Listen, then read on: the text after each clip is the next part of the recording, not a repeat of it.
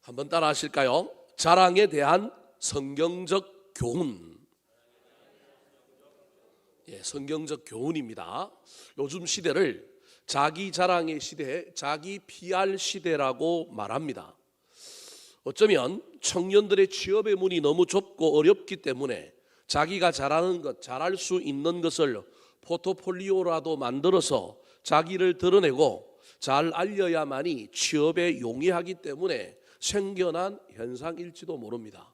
저만 학교를 다닐 때도 포트폴리오를 만든다 이런 건 없었습니다. 그냥 간판 또는 학벌 이런 정도로 했는데, 이제는 내가 어떤 사람인지, 내가 뭘 잘하는지, 무엇이 있는지를 잘 이야기하고 남에게 알려줘야만이 나의 존재가 드러나는 시대가 되어버렸습니다. 그래서 많은 사람들을 자기를 알리려고 하고 자기를 자랑하려고 애를 씁니다.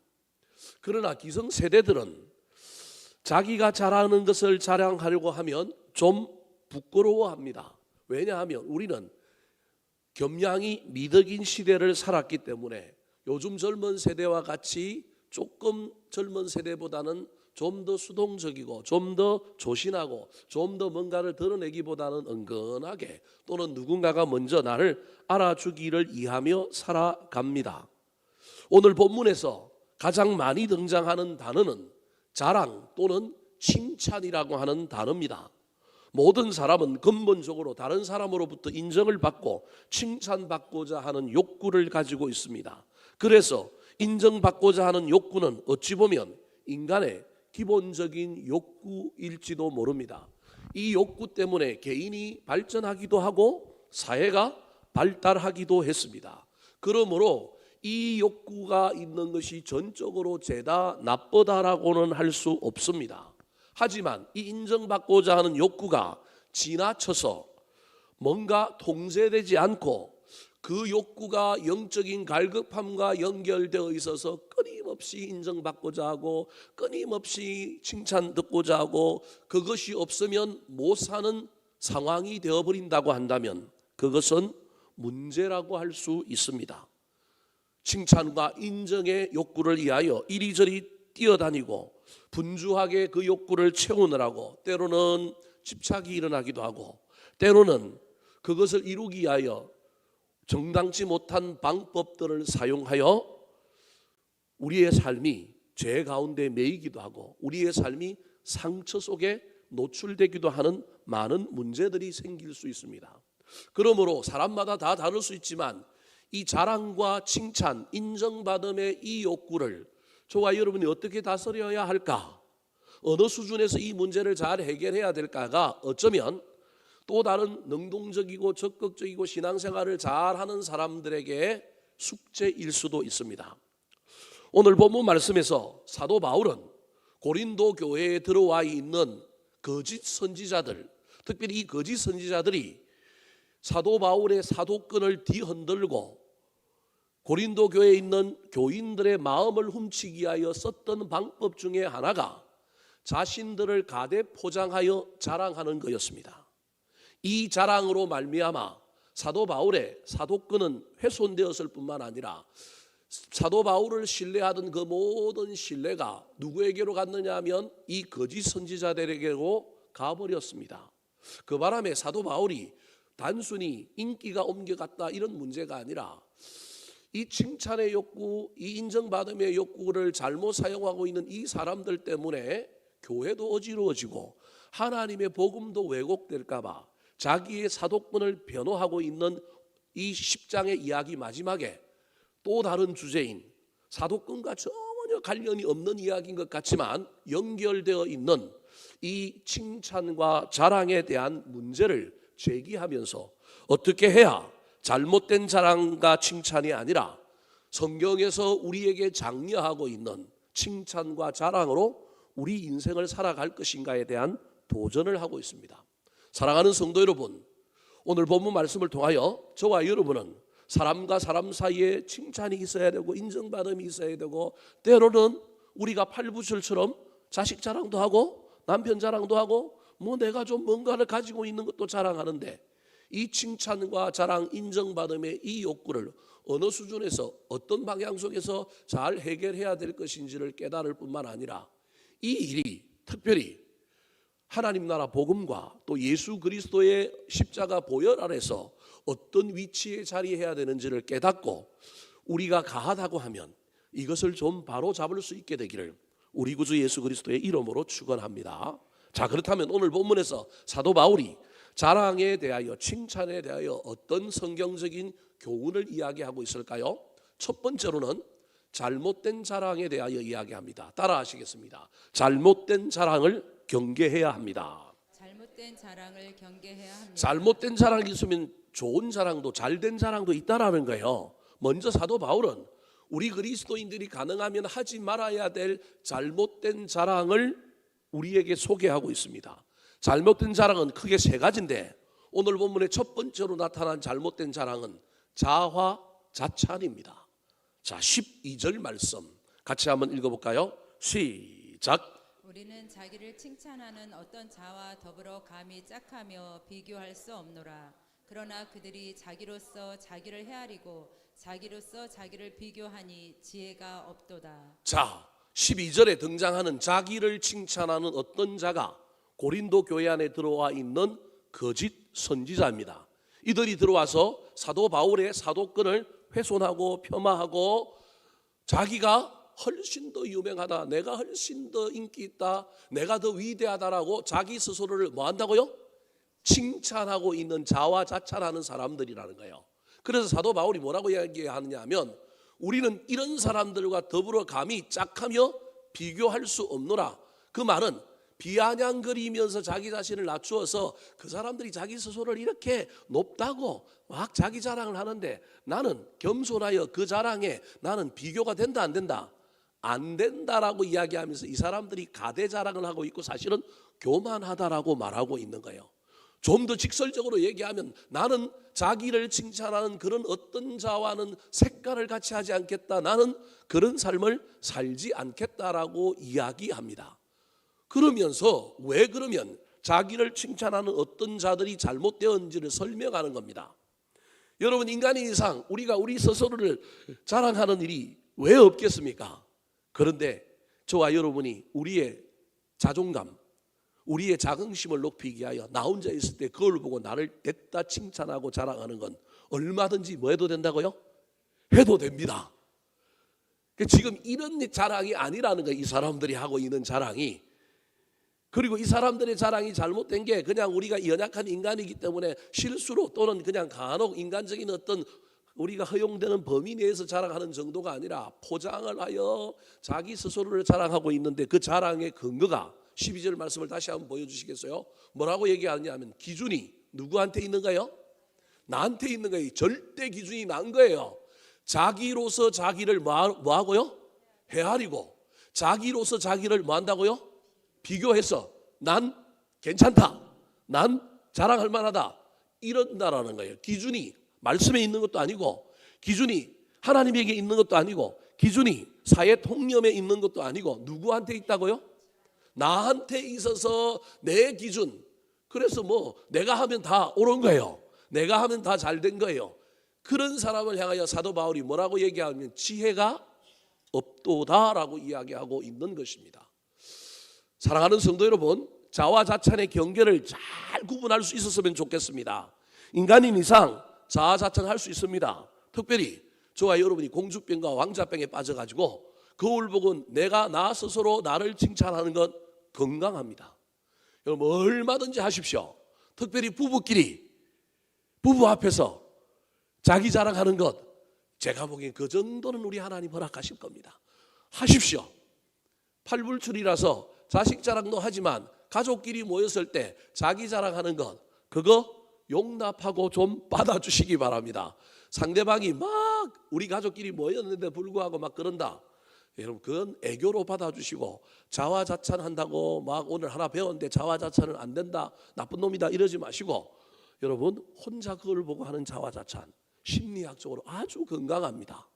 괜찮아, 나 멋져, 잘할 수 있어 뿐만 아니라 정말 신뢰하는 규모의 공동체, 신뢰하고 믿는 사람들끼리에서 내가 나를 자화자찬하는 것 애교 정도로 봐줄 수는 있습니다. 근데 그게 지나치면 안 됩니다.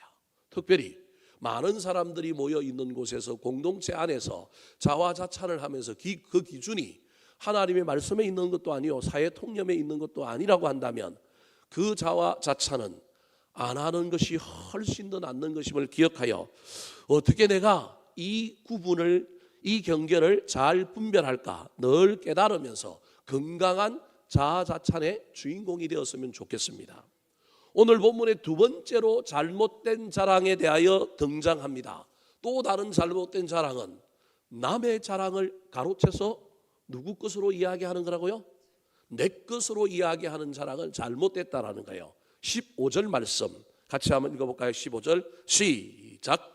우리는 남의 수고를 가지고 분수 이상의 자랑을 하는 것이 아니라 오직 너희 믿음이 자랄수록 우리의 규범을 따라 너희 가운데서 더욱 풍성하여지기를 바라노라. 남의 수고는 고린도 교회를 세우고 고린도 교회가 자라도록 수고한 사도 바울과 그의 일행들의 수고인데 아까 자기를 칭찬하기를 좋아하는 어떤 자들이 들어와서 고린도 교회가 여지껏 세워진 걸 다 무시하고 사도 바울의 공은 다 없애버리고 교회가 이렇게 건강하게 된 건 누구 때문이라고요? 나 때문이다라는 거예요.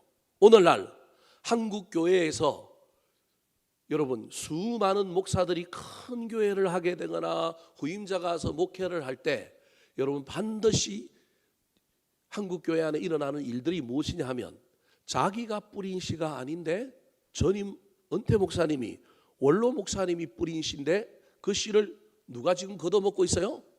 후임 목사가 먹고 있는 경우들이 허다합니다. 그래서 그 후임 목사는 사실은 알고 보면 숟가락 하나 얹어서 자기 공이 된 겁니다. 특별히 저도 그런 거예요. 제가 만약에 허벌판에 여러분 개척을 해서 교회를 했다.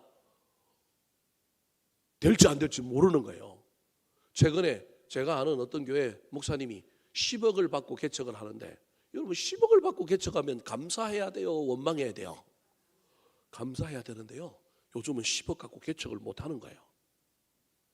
무슨 말인지 이해가 안 됩니까? 우리 입장에서는 이게 뭐 말도 안 되는 이야기 같지만 요즘은 그런 거예요. 10억을 가지고 개척하는데 교인들이 한 4, 50명 또는 많으면 한 100명, 200명 따라오는 개척을 이제 10억 받아서 하는데 제 입장에서는 이게 완고 땡이잖아요. 얼마나 좋아요. 그런데 첫 번째로는 100명, 50명이 들어가야 될 뭘 얻어야 돼요? 장소를 얻어야 되는데 지금 그게 쉽지 않은 거예요. 고정 비용이 너무 많이 들어가는 거예요. 짓자니 10억 갖고 지을 수 있을까요? 옛날에는 10억 갖고 뭐 했어요? 지었어요. 빚 좀 없고 뭐 한 20억 한번 지었는데 지금은요 땅값만 해도 안 되는 거예요.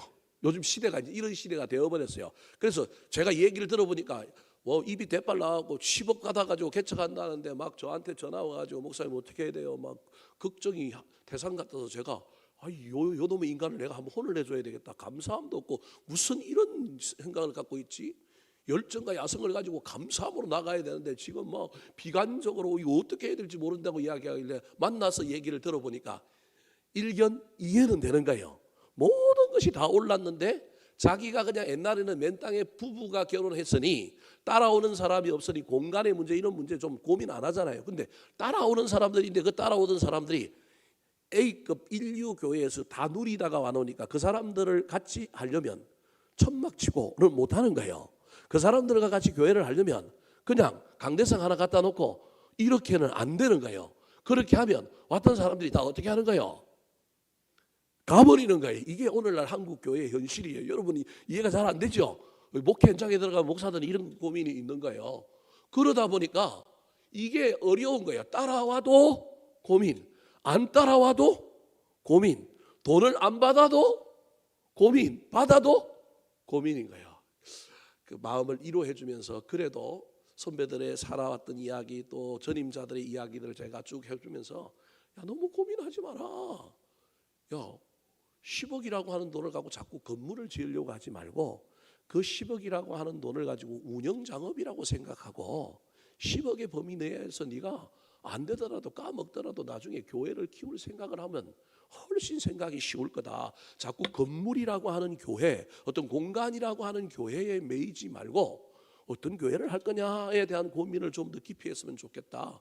교회론이 없는 상태에서 건물만 있고 땅이 있고 뭐가 있으면 교회가 될 거라고 생각하는 것이 우리 인간의 안정적인 생각인데, 내가 보기엔 궁궐이든 초막이든 어떤 교회를 할 것인가에 고민하고 시작하면 그 다음부터는 만들어질 것 같으니까 열심히 기도하고 고민해봐라 그랬습니다. 사랑하는 성도 여러분, 저와 여러분이 신앙생활을 할 때 남이 다 이루어 놓은 일에 내가 숟가락 슬쩍 얹었는데 내 영광이 되는 경우들이 얼마나 많은지 모릅니다. 그때 저와 여러분이 너무 과하여 누가 다 했다고 자랑하면 안 된다고요? 내가 다 했다라고 자랑하면 큰일 납니다. 제가 우리 교회를 짓는다고 생각을 해봐요. 저는 한 번도 교회를 짓지 않은 사람이요, 앞으로도 제가 보기엔 교회 짓지 않고 목회 은퇴 끝나고 갈 사람인데, 제가 교회 짓다가 돌아가시는 목사님들 많이 봤고, 교회 짓고 골병 든 사람도 많이 봤고요, 교회 짓고 난 다음에 행복한 사람들을, 목사님들을 그렇게 많이 만나보지 못했습니다. 그래서 어쩌면 저는 하나님 앞에는 비록 좀 불경스러운 용어지만 교회 한 번도 안 짓고 가는 저는 행복한 것일 수도 있습니다. 교회 짓느라고 막 온갖 고민을 다 하는 거예요. 근데 이 교회를 은퇴 목사님이 지은 거예요. 교인도 몇 명 없을 때, 이게 종교 단지가 개발될 때, 우리 여기 덕양지구에 최초로 일산 신도시가 개발될 때, 이게 우리 교회가 이 성신마을이라고 하는 이 지역에 옛날에 가수원 배밭동에 조그만 마을에 있었던 교회란 말이에요. 그래서 종교부지를 여기를 받은 거예요. 받았는데 지을 수가 있어요, 없어요? 돈이 없어서 못 짓는 거예요. 교인들도 얼마 안 된다다가 땅 받는 것만 해도 감사한데, 그래서 이 지역에 전부 도시가 만들어졌는데, 전부 이 도시를 설계한 분이 기독교인이라서 미국에 그걸 보고 와가지고 전부 마을 단위로 도시를 계획하고, 그 마을 도시에는 종교부지 하나만 딱 줘가지고 교회가 하나만 있고 여러 개가 못 들어오게 설계를 한 거예요. 중심 단지만 따로 빼놔가지고 그렇게 하고, 아파트 단지 안에 상가도 적게 만들어서 가능하면 교회가 못 들어오고 단지마다 교회가 하나 있도록 만들어 놓은 거예요. 그래서 여러분 보십시오. 전부 은빛, 별빛, 달빛 이런 단위에는 전부 종교부지가 몇 개밖에 없어요. 아파트 단지를 끼고 있는 종교부지는 하나밖에 없어요. 그것도 많이 들어가면 500명, 600명, 한 300에서 500명 정도 들어가는 종교부지 형태를, 이 도시를 이분이 설계를 딱 한 거예요. 자기는 뿌듯한 거예요. 대형 교회가 많아지는 것보다 건강한 중형 교회가 많아지는 게 좋겠다고 생각하고 도시를 설계하고 갔는데, 그리고 다 종교부지가 분양되고 아파트들이 들어서면서 이 종교부지에 교회들이 지어졌는데 자기가 만든 도시가 올라가는 걸 보고 쭉 한번 돌아보러 왔다가 이분이 딱 봤는데 이 20단지에 있는 우리 교회 이 자리만 건물이 안 지어지고 그대로 있는 거예요. 그래서 이분이 수소문해가지고 도대체 왜 이 교회가 안 지어지는지 궁금하기도 하고 안타까워서 우리 원로 목사님을 찾아서 만난 거예요. 그러니까 뭐가 없대요? 돈이 없대요. 그래서 이분이 너무 안타까워가지고 이분이 그때 퍼시스라고 하는 사무용 가구 만드는 회사에 고문 비슷하게 전무 비슷하게 가 계셨는데, 이분이 내가 대출을 받아서 돈을 대줄 테니까 뭐 하라고요? 교회를 지어라. 제 말이 맞죠, 장로님? 예. 그렇게 한 거예요. 우리 교회가 그렇게 하고 만들어진 거예요. 교인도 얼마 없는데, 그래서 교회를 지은 거예요. 교회가 지을 돈이 없어가지고 한 분이 나중에 짓고 난 다음에 토지 건물 쓰고 난 다음에 다시 대출 받아서 이제 그 돈을 나중에 갚은 거예요. 그래서 제가 처음에 교회 왔더니 교회의 모든 의자 소파들이 뭘로 있어요? 퍼시스 거로 있는 거예요. 여러분, 퍼시스가 비싼 거란 말이에요. 교회에서는 보통 퍼시스 소파, 탁자 이런 거 안 쓰거든요. 회사의 중력들이 쓰는 이런 것들이 있는 거예요. 알고 보니 그분이 입당 기념으로 그 가구를 전부 한 거예요. 협찬한 거예요. 협찬해가지고 막 퍼시스까지 들어있는 거예요. 목사님이 돈도 없는데 그거 빌려가지고 교회를 짓는 동안에 얼마나 애를 썼는지, 제가 원로 목사님 만나서 얘기 들어보니까 자기가 교회 짓다가 2번인가 죽을 뻔했대요. 한 번은 옥상에 올라가서 떨어지다가 죽을 뻔했고, 한 번은 또 뭐 때문에 죽을 뻔했다고 자기 무용담을 자랑하시는데, 자기 이 교회 짓는데 2번이나 죽을 뻔했기 때문에 이 교회 짓는 것에 대하여 엄청난 자부심을 갖고 있는 거예요. 아마 저보고 하라면 못했을 거예요. 요 강대상에서 한번 떨어졌대요. 요 위에. 제가 오자마자 요거 막아버렸어요. 우리 여기가 천창이 있어갖고 이 본당에 위로부터 뭐가 들어오냐면 햇빛이 들어온 아름다운 건축 구조로 만들어놨어요. 근데 영상을 못 하는 거예요. 그리고 거기서 떨어졌다 그러기에 나 또 올라갔다 죽으면 안 되잖아요, 저도. 그래서 제가 오자마자 이거 다 막아버렸어요. 요 위에가 요렇게 돼 있는 이분이 굴뚝처럼 저 천장까지 쭉 올라가 있어서 위에는 천창으로 돼갖고 낮에 되면요 불을 안 켜도 강대상만 뭐가 비치는 거예요? 햇빛이 비치는 거예요. 건축학적으로는 얼마나 아름답게 만들어 놓은지 몰라요. 근데 제가 두렵기도 하고 나도 저거 올라가서 뭐 하다가 떨어질까 봐 두렵기도 하고 이제 또 다른 현대적인 시스템을 만들다 보니까 제가 여기 와서 천장을 다 쳐버렸어요. 그래서 지금 천장이 막혀 있지만 옛날에는 뻥 뚫려 있어가지고 저기서 또 바람도 들어오고 햇빛도 들어오고 별의별 게 다 들어와요. 여하튼 우리 원로 목사님이 은퇴 목사님이 이 교회를 짓고 간 거예요. 초창기에는 얼마나 애를 써서 지었는지 몰라요. 지하에 가면 옹벽이 다 얼마냐면 40cm, 40전으로 옹벽을 콘크리트를 튼튼하게 쳤어요. 그리고 또 지하를 파놓으니까 옆에서 물이 들어올까 봐 소위 말하는 이중 차단막들을 만들어 놨어요. 그래야만이 물이 또 옆에서 안 들어오거든요. 그런데 올라가면 올라갈수록 돈이 없으니까 어떻게 된 거예요? 올라가면 문제가 생겼어요. 제가 오니까 이 천정이 봐요. 천정 봐봐요. 지금 제가 마지막 손 안 댄 게 이 천정인데요. 천정에 비가 새는 거예요. 제가 왔는데 비가 막 본당에 비가 뚝뚝뚝 떨어지는데 아유 제가 막 너무 가슴이 처량하더라고요. 그 비 떨어지는 거 수리하는데도 제가 엄청 힘들었거든요. 근데 만약에 제가 지었다, 아이고 저는 못 살았을 것 같아요. 근데 그 놀라운 일을 누가 해주셨느냐 하면 은퇴 목사님이 하고 가신 거예요.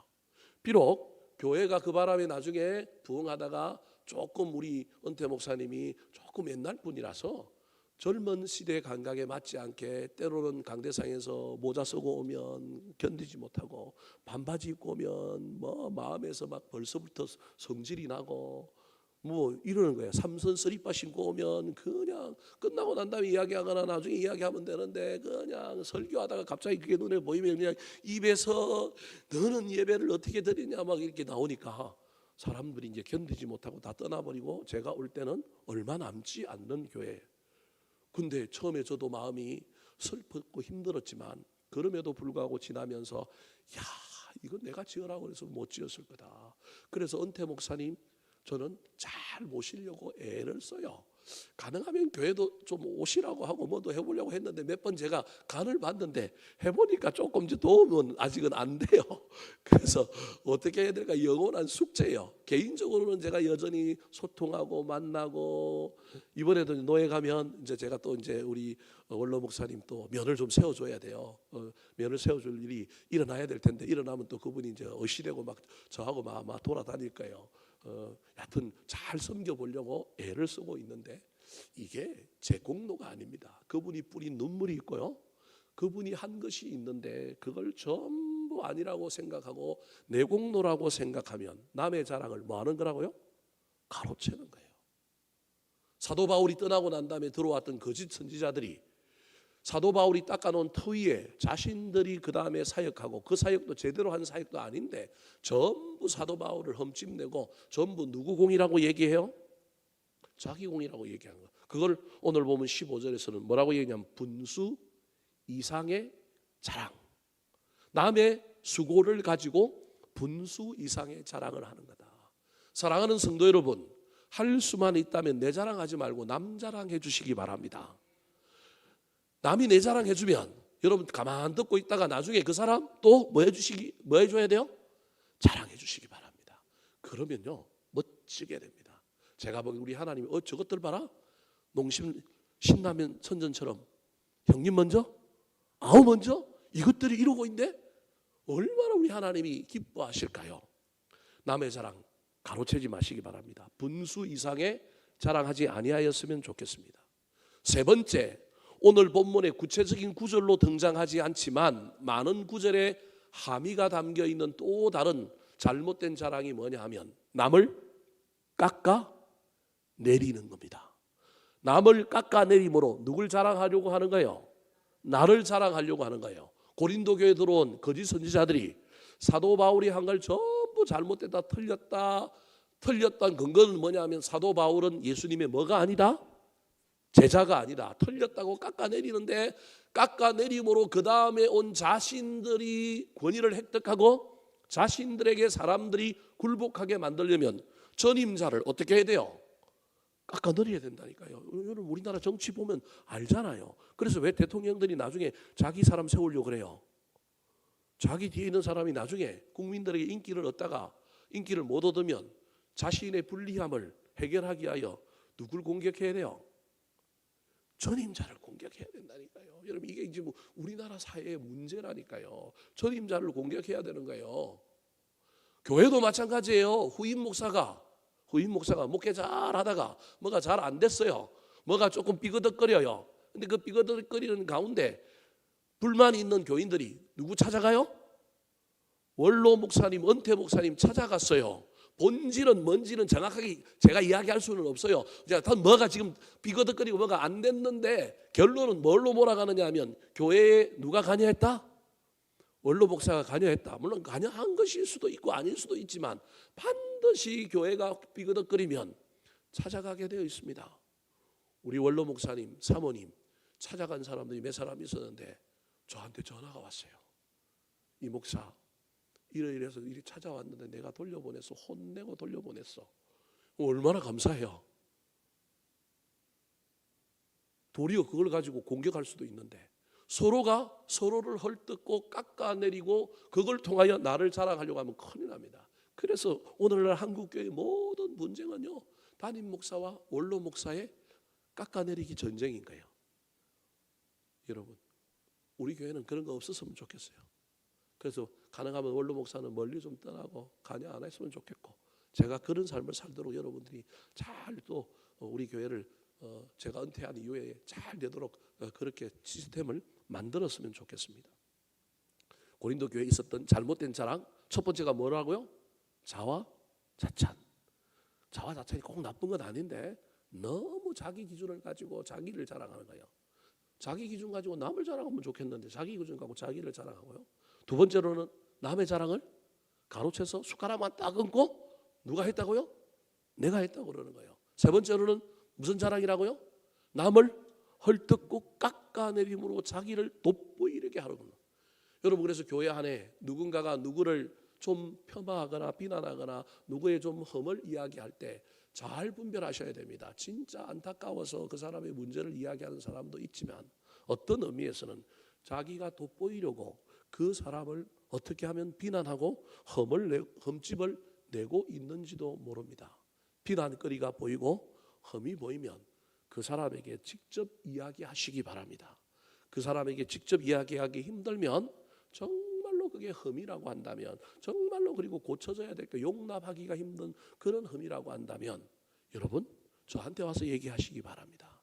그러나 할 수만 있다면 나도 흠이 있는 사람이고 내 눈에 덜보가 있는 사람이니 흠과 티가 보이더라도 잘 참고 인내함으로 서로가 서로를 자랑해 주는 저와 여러분 되기를 예수님의 이름으로 축원합니다. 두 번째 오늘 본문에 나오는 성경적인 자랑에 대한 교훈은 무엇일까요? 따라하시겠습니다. 분수에 맞는 자랑을 해야 합니다. 분수에 맞는 자랑을 해야 합니다. 아까 분수 이상의 자랑이 남의 수고를 자기 수고라고 둔갑시키고 숟가락 하나 얹는 것이 여러분 분수 이상의 자랑이었습니다. 그럼 분수 이상의 자랑이면 반대는 분수에 맞는 자랑이 있다라는 거예요. 13절 말씀 같이 한번 읽어볼까요? 시작. 그러나 우리는 분수 이상의 자랑을 하지 않고 오직 하나님이 우리에게 나누어 주신 그 범위의 한계를 따라 하노니 곧 너희에게까지 이른 것이라. 자, 저 13절 말씀에 보면 분수에 맞는 자랑이라는 말은 없습니다.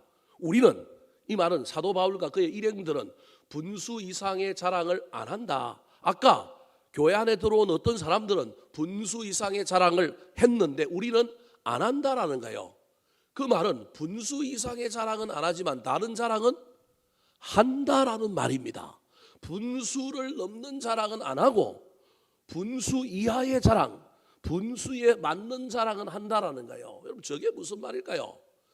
저기에 대한 해석이 가능한 구절이 그 뒤에 나오는 오직 하나님께서 우리에게 나누어 주신 그 범위와 한계를 따라 하노니, 하노니 앞에는 무슨 단어가 생략됐다고요?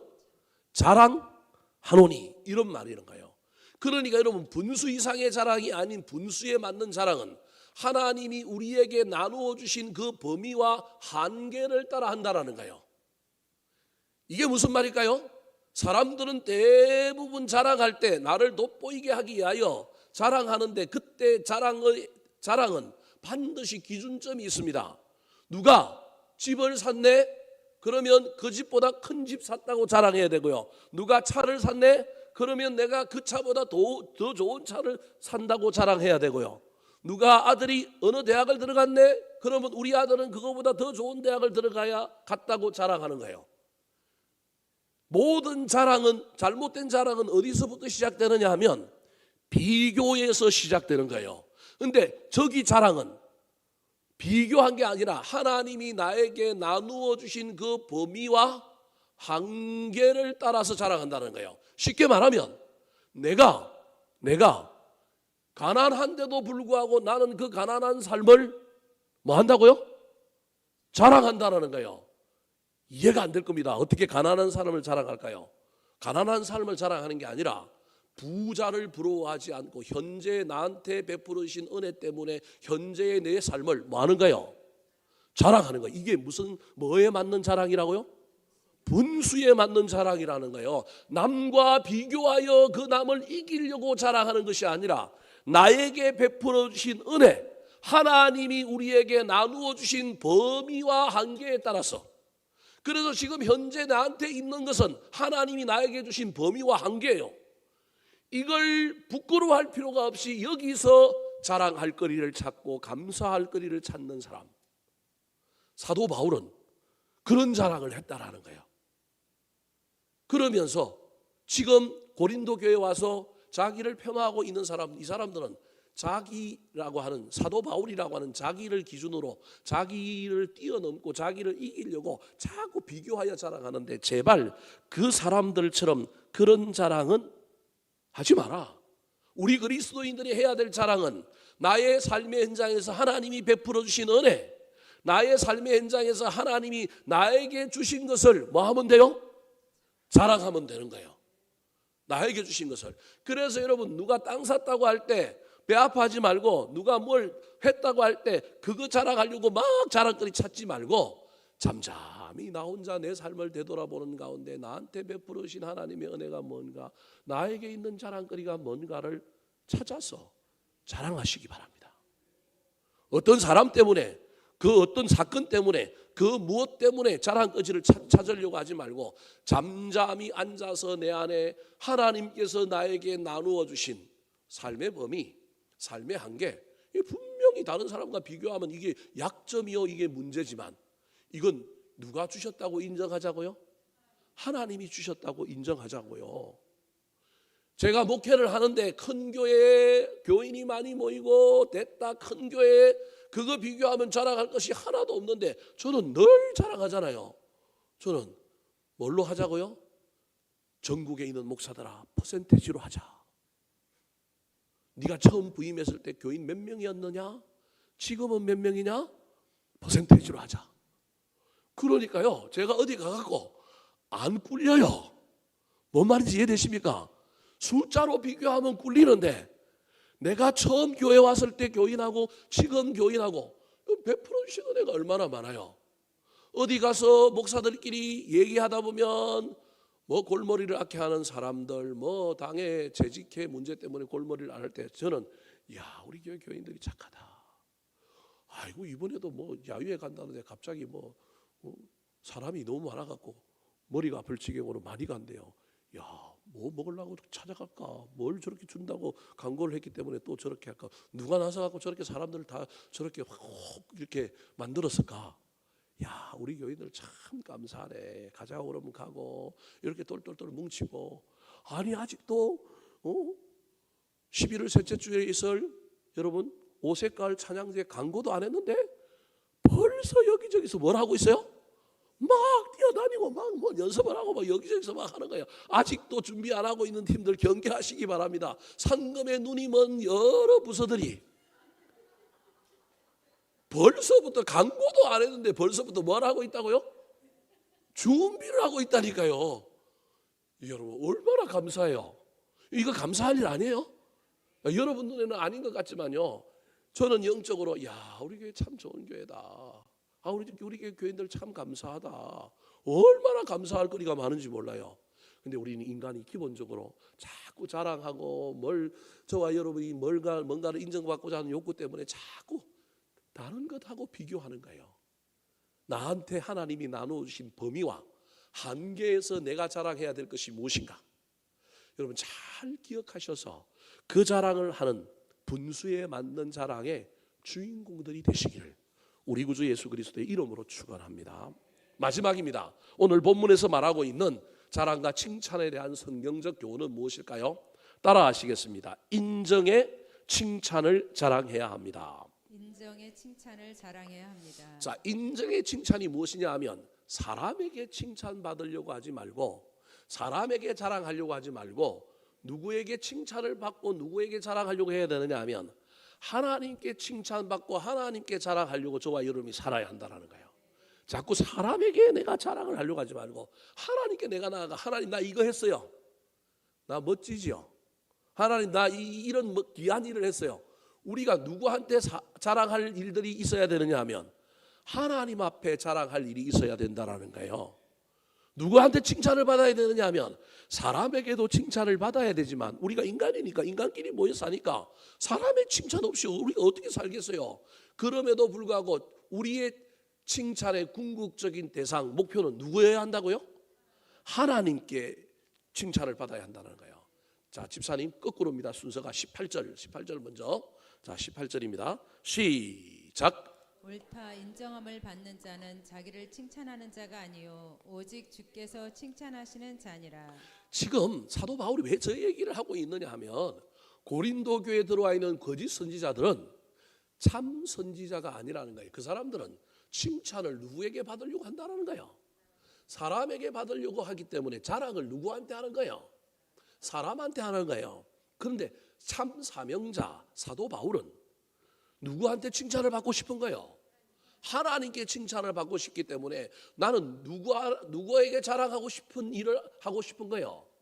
하나님께 자랑하고 싶은 일을 하고 싶은 거예요. 그래서 여러분 14절부터 쭉 나오는 이야기의 동사 마지막을 보면 14절에 화면 안 나옵니다. 여러분 성경 한번 보시기 바랍니다. 14절에 보니까 뭐라고 얘기하고 있냐면 마지막에 그리스도의 복음으로 너희에게까지 이런 것이라. 15절 마지막이 너희 가운데 더욱 뭐하기를 풍성하여지기를 바라노라.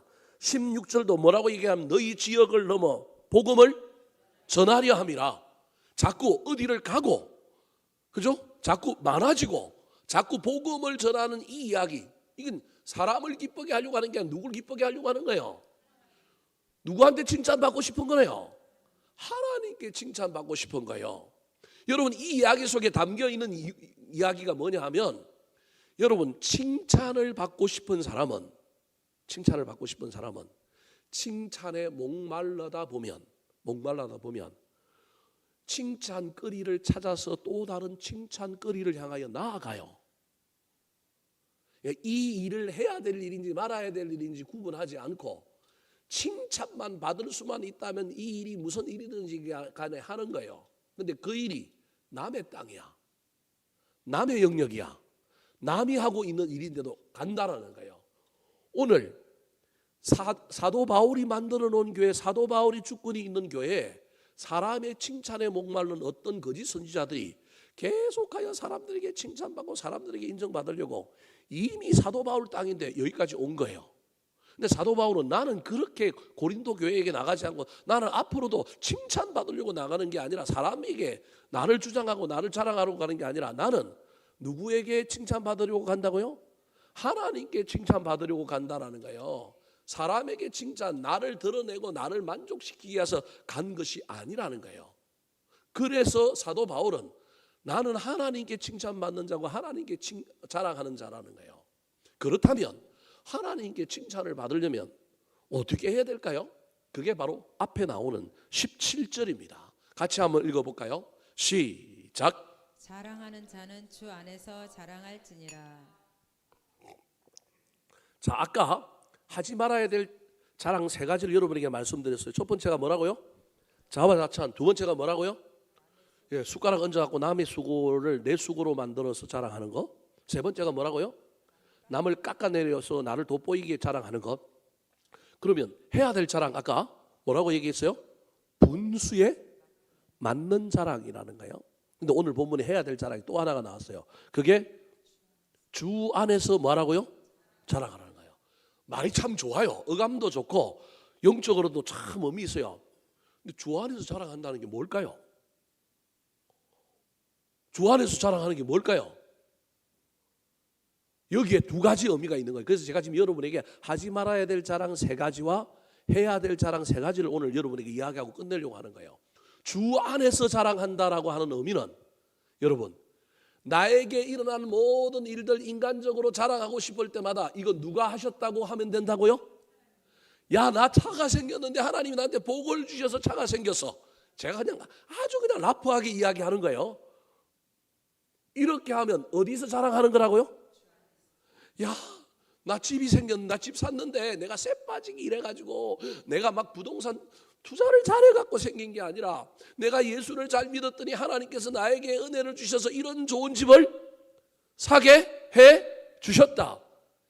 첫 번째가 이게 공로를 누구한테 돌리는 거냐면 내 공로를 자랑하고 싶지만 내 공로에 반드시 누가 하셨다고 자랑하라고요?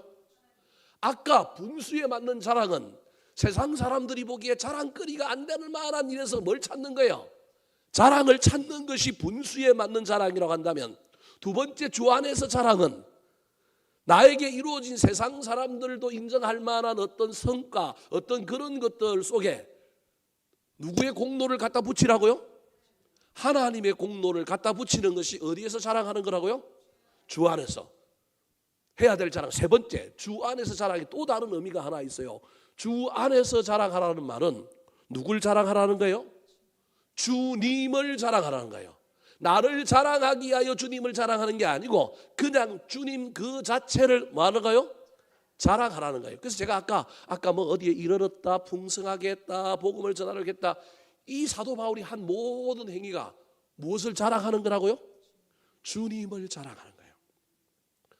어떤 자화자찬하는 사람들은 주님을 자랑하기 위하여 자기의 자랑, 자기의 돋보임을 위하여 이 일도 하고 이 사역도 하고 저것도 하는 거예요. 그런데 사도 바울은 자기 자랑이 목적이 아니라 누구 자랑하려고 그 일을 하고 있는 거예요?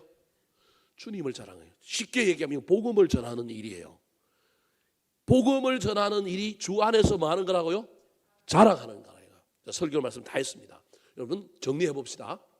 사도 바울이 고린도 교회 안에 들어와서 자기의 리더십을 사도권을 무너뜨리고 고린도 교인들을 이상한 데로 몰아가는 사람, 나중에 이 사람들 때문에 고린도 교인들의 영성이 약해지고 그들을 따라갈까 봐 경계하고 있는 잘못된 자랑 세 가지. 첫 번째가 뭐라고요? 자화자찬. 가족끼리는 해도 돼요? 그걸 보고 내가 해도 돼요? 자화자찬. 두 번째가 뭐라고요? 남의 수고를 내 것이라고 자랑하지 말기. 숟가락 딱 얹어갖고 남의 것을 자랑해 줘야 되는데 이거 하지 말고. 세 번째가 뭐라고요?